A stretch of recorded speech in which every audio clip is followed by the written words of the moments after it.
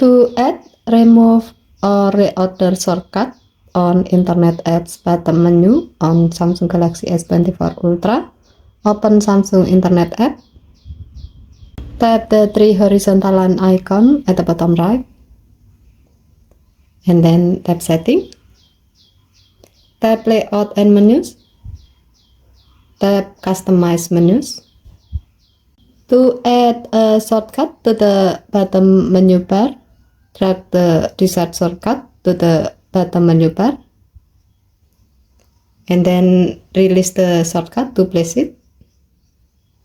Next, to remove a shortcut from the bottom menu bar, drag out the desired shortcut from the bottom menu bar, and then release the shortcut to remove it. Next, to reorder shortcut on the bottom menu bar, drag and drop the desired shortcut.